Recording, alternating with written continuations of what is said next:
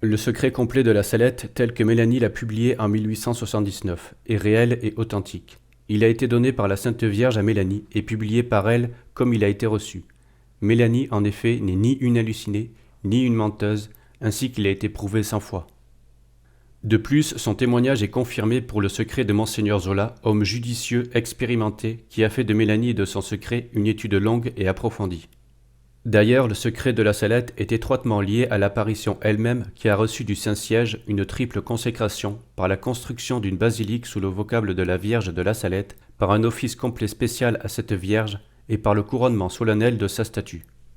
Si le témoignage de Mélanie est vrai pour l'apparition, de quel droit mettrions-nous en doute celui du secret? Évidemment, aucun. La publication du secret devait être faite. La Sainte Vierge en avait donné l'ordre à Mélanie, et celle-ci l'a suivi. L'a-t-elle publié avec les formes prescrites par l'Église, c'est-à-dire avec l'approbation de l'évêque diocésain du lieu où il a été publié? Oui, sans le moindre doute. Monseigneur Zola, évêque de Lecce, lui a donné l'imprimatur. Le pape ou une congrégation romaine en son nom ont-ils défendu la diffusion du secret de la Salette? Non, 1000 fois non, très certainement. Aucun jugement, aucune décision n'a été portée contre elle. Nous mettons au défi tous les opposants de prouver le contraire, et en affirmant la négative. Ils trompent sciemment ou non. Un conseil, un simple conseil, un simple avis qui laisse le champ libre aux appréciations, a bien été donné par un cardinal romain, préfet de la congrégation en son nom personnel, qui demande la prudence dans sa diffusion, mais rien de plus. Encore une fois, il n'y a aucun jugement, aucune décision contre elle, aucune défense légale. Mais le secret contient des choses si graves, même à l'adresse du clergé, n'y aurait-il pas de scandale à les publier? Nous pouvons faire à cette difficulté une réponse péremptoire. Quand la Sainte Vierge commande, il faut parler, et la Sainte Vierge a commandé de répandre le secret, et Mélanie l'a répandu. Elle a obéi et elle a bien fait. Elle scandalise, direz-vous. Non, ce n'est pas elle qui scandalise, mais les coupables par leur conduite déréglée. Elle l'a fait connaître simplement, mais il faut quelquefois faire connaître le mal. C'est quand sa publication est le seul moyen de ramener les criminels et de maintenir les justes dans le bien. Comment se fait-il que Mélanie soit persécutée? Il ne faut pas s'en étonner. Mélanie éprouve le sort de tous les prophètes. Isaïe a été coupé en deux avec une scie de bois. Et qui persécute Mélanie? Les mauvais et les bons. Les mauvais parce que la voyante leur reproche des vices qu'ils ne veulent pas abandonner. Quoi d'étonnant? Rien. Les bons par une fausse crainte de scandaliser, qui est une des grandes maladies de notre époque. Cette affinité avec les mauvais devrait leur être suspecte. Comme si Dieu ne commandait pas ici de faire connaître le mal et que ce ne soit là le seul moyen de convertir les pécheurs par la vue hideuse du vice. Pour obéir à la voix de Dieu qui parle, il faut quelquefois le courage qui n'est pas mince d'avoir raison contre tous. L'apparition de la Très Sainte Vierge sur la montagne de la Salette le 19 septembre 1846. Citation. « Eh bien, mes enfants, vous le ferez passer à tout mon peuple. » Le 18 septembre, veille de la Sainte Apparition de la Sainte Vierge.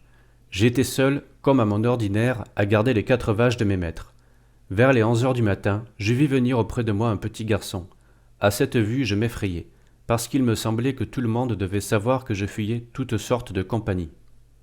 Cet enfant s'approchant de moi me dit « Petite, je viens avec toi, je suis aussi de corps. » À ces paroles, mon mauvais naturel se fit bientôt voir, et faisant quelques pas en arrière, je lui dis « Je ne veux personne, je veux rester seul. » Puis je m'éloignai, mais cet enfant me suivait en me disant « Laisse-moi venir avec toi, mon maître m'a dit de venir garder mes vaches avec les tiennes, je suis de corps. » Moi, je m'éloignai de lui, en lui faisant signe que je ne voulais personne, et après m'être éloigné, je m'assis sur le gazon.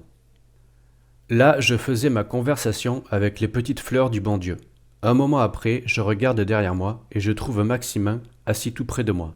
Il me dit aussitôt « Garde-moi, je serai bien sage. » Mais mon mauvais naturel n'entendit pas raison. Je me relève avec précipitation, et je m'enfuis un peu plus loin, sans rien lui dire, et je me remis à jouer avec les fleurs du bon Dieu. Un instant après, Maximin était encore là à me dire qu'il serait bien sage, qu'il ne parlerait pas, qu'il s'ennuierait d'être tout seul, et que son maître l'envoyait auprès de moi, etc. Cette fois, j'en ai eu pitié. Je lui fis signe de s'asseoir, et moi, je continuai avec les petites fleurs du bon Dieu. Maximin ne tarda pas à rompre le silence. Il se mit à rire. Je crois qu'il se moquait de moi. Je le regarde et il me dit « Amusons-nous, faisons un jeu. » Je ne lui répondis rien. car j'étais si ignorante que je ne comprenais rien au jeu avec une autre personne, ayant toujours été seule. Je m'amusais seul avec les fleurs, et Maximin s'approchant tout à fait de moi, ne faisant que rire en me disant que les fleurs n'avaient pas d'oreilles pour m'entendre, et que nous devions jouer ensemble. Mais je n'avais aucune inclination pour le jeu qu'il me disait de faire. Cependant, je me mis à lui parler. Il me dit que les 10 jours qu'il devait passer avec son maître allaient bientôt finir, et qu'ensuite il s'en irait à corps chez son père. Tandis qu'il me parlait, la cloche de la Salette se fit entendre. C'était l'Angélus. Je fis signe à Maximin de lever son âme à Dieu. Il se découvrit la tête et garda un moment le silence. Ensuite, je lui dis « Veux-tu dîner ?» « Oui, me dit-il. Allons. » Nous nous assîmes. Je sortis de mon sac les provisions que m'avaient données mes maîtres, et selon mon habitude, avant d'entamer mon petit pain rond, avec la pointe de mon couteau, je fis une croix sur mon pain, et au milieu un petit trou, en disant « Si le diable y est, qu'il en sorte, et si le bon Dieu y est, qu'il y reste. » Et vite, vite, je recouvris le petit trou. Maximin partit d'un grand éclat de rire, et donna un coup de pied à mon pain, qui s'échappa de mes mains, roula jusqu'au bas de la montagne et se perdit. J'avais un autre morceau de pain, nous le mangeâmes ensemble. Ensuite, nous fîmes un jeu. Puis, comprenant que Maximin devait avoir besoin de manger, je lui indiquai un endroit de la montagne couvert de petits fruits. Je l'engageai à aller en manger, ce qu'il fit aussitôt. Il en mangea et en rapporta plein son chapeau. Le soir, nous descendîmes ensemble de la montagne et nous nous promîmes de revenir garder nos vaches ensemble. Le lendemain, 19 septembre, je me trouve en chemin avec Maximin. Nous gravissons ensemble la montagne. Je trouvais que Maximin était très bon, très simple, et que volontiers il parlait de ce dont je voulais parler. Il était aussi très souple, ne tenant pas à son sentiment. Il était seulement un peu curieux, car quand je m'éloignais de lui, dès qu'il me voyait arrêter, il accourait vite pour voir ce que je disais et éteindre ce que je disais avec les fleurs du bon Dieu. Et s'il n'arrivait pas à temps, il me demandait ce que j'avais dit. Maximin me dit de lui apprendre un jeu. La matinée était déjà bien avancée. Je lui dis de ramasser des fleurs pour faire le paradis. Nous nous mîmes tous les deux à l'ouvrage. Nous eûmes bientôt une quantité de fleurs de diverses couleurs. L'Angélus du village se fit entendre, car le ciel était beau. Il n'y avait pas de nuages. Après avoir dit au bon Dieu ce que nous savions, je dis à Maximin que nous devions conduire nos vaches sur un petit plateau près du petit ravin, où il y avait des pierres pour bâtir le paradis. Nous conduisîmes nos vaches au lieu désigné, et ensuite nous prîmes notre petit repas. Puis nous nous mîmes à porter des pierres et à construire notre petite maison, qui consistait en un rez-de-chaussée, qui soi-disant était notre habitation, puis un étage au-dessus, qui était selon nous le paradis. Cet étage était tout garni de fleurs de différentes couleurs, avec des couronnes suspendues par des tiges de fleurs. Ce paradis était couvert par une seule et large pierre que nous avions recouverte de fleurs. Nous avions aussi suspendu des couronnes tout autour. Le paradis terminé, nous le regardions. Le sommeil nous vint. Nous nous éloignâmes de là à environ 2 pas, et nous nous endormîmes sur le gazon. La belle dame s'assied sur notre paradis, sans le faire crouler. M'étant réveillé et ne voyant pas nos vaches, j'appelai Maximin et je gravis le petit monticule. De là, ayant vu que nos vaches étaient couchées tranquillement, je redescendais et Maximin montait. Quand tout à coup, je vis une belle lumière, plus brillante que le soleil, et à peine ai-je pu dire ces paroles, « Maximin, tu vois là-bas ? Ah, mon Dieu !» En même temps, je laisse tomber le bâton que j'avais en main. Je ne sais ce qui se passait en moi de délicieux en ce moment, mais je me sentais attiré. Je me sentais un grand respect plein d'amour, et mon cœur aurait voulu courir plus vite que moi.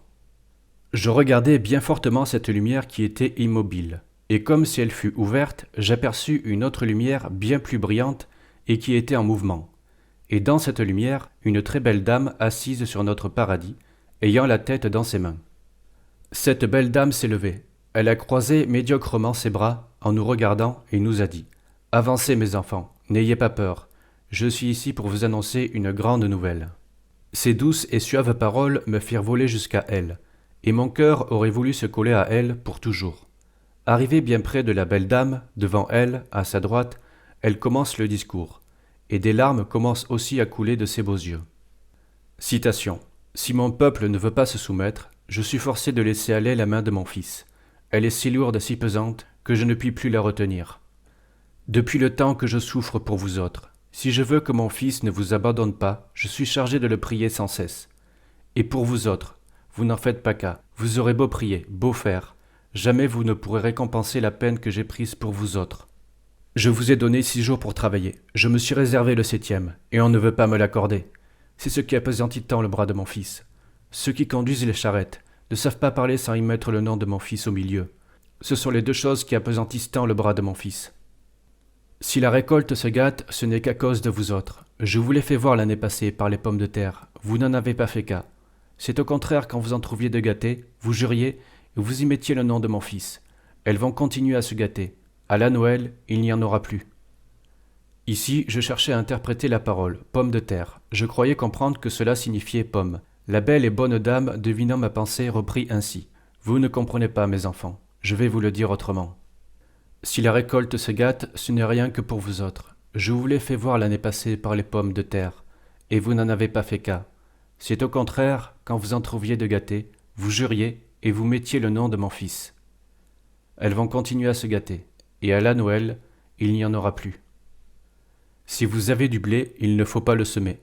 Tout ce que vous sèmerez, les bêtes le mangeront, et ce qui viendra tombera tout en poussière quand vous le battrez. Il viendra une grande famine. Avant que la famine vienne, les petits-enfants en dessous de 7 ans prendront un tremblement et mourront entre les mains des personnes qui les tiendront. Les autres feront pénitence par la faim. Les noix deviendront mauvaises. Les raisins pourriront. Ici, la belle dame qui me ravissait resta un moment sans se faire entendre. Je voyais cependant qu'elle continuait, comme si elle parlait, de remuer gracieusement ses aimables lèvres. Maximin recevait alors son secret. Puis, s'adressant à moi, la très sainte Vierge me parla et me donna un secret en français. Ce secret, le voici tout entier, et tel qu'elle me l'a donné. La Sainte Vierge à Mélanie. Mélanie, ce que je vais vous dire maintenant ne sera pas toujours secret. Vous pourrez le publier en 1858. Les prêtres, ministres de mon fils, les prêtres par leur mauvaise vie, par leur irrévérence et leur impiété à célébrer les saints mystères, par l'amour de l'argent, l'amour de l'honneur et des plaisirs, les prêtres sont devenus des cloaques d'impureté. Oui, les prêtres demandent vengeance, et la vengeance est suspendue sur leur tête. Malheur aux prêtres et aux personnes consacrées à Dieu, lesquels, par leur infidélité et leur mauvaise vie, crucifient de nouveau mon fils. Les péchés des personnes consacrées à Dieu crient vers le ciel et appellent la vengeance, et voilà que la vengeance est à leur porte, car il ne se trouve plus personne pour implorer miséricorde et pardon pour les peuples. Il n'y a plus d'âme généreuse, il n'y a plus personne digne d'offrir la victime sans tache à l'Éternel en faveur du monde.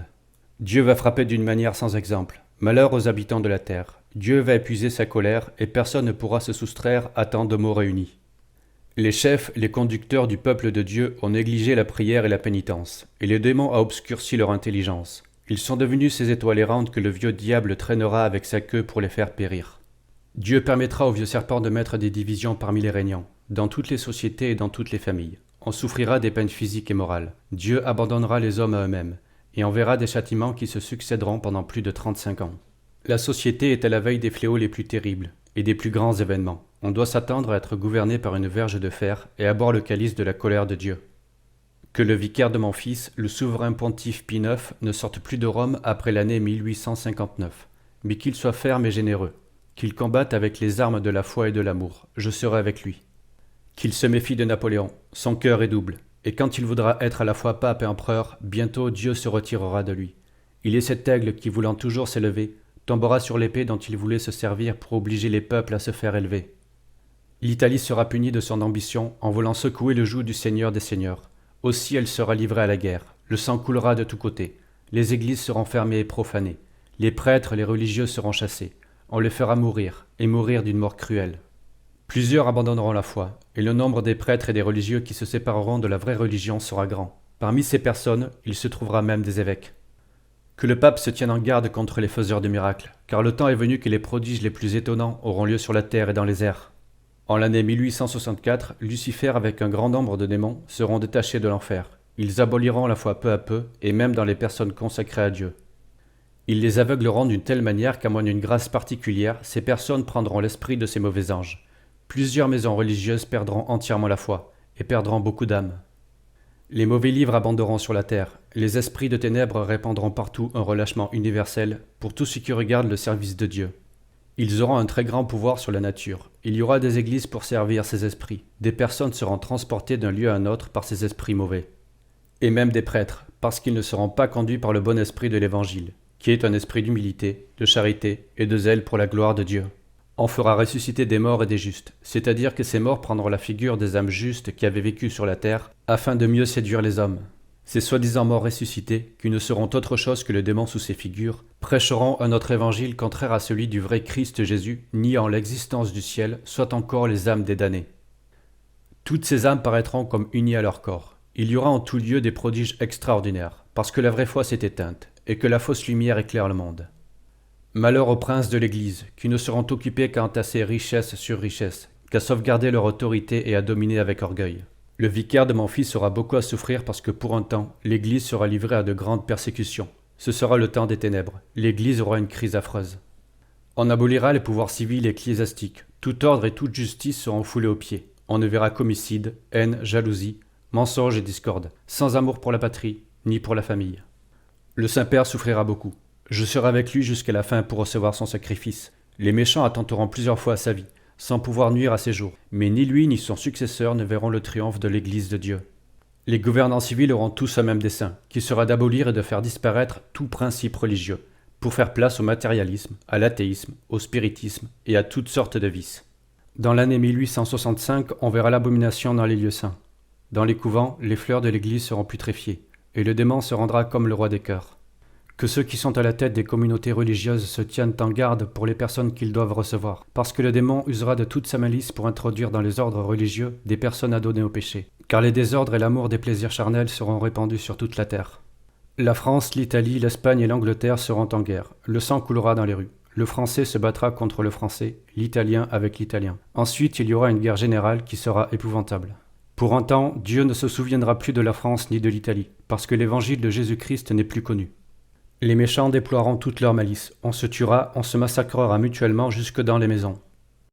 Au premier coup de son épée foudroyante, les montagnes et la nature entière trembleront d'épouvante, parce que les désordres et les crimes des hommes percent la voûte des cieux.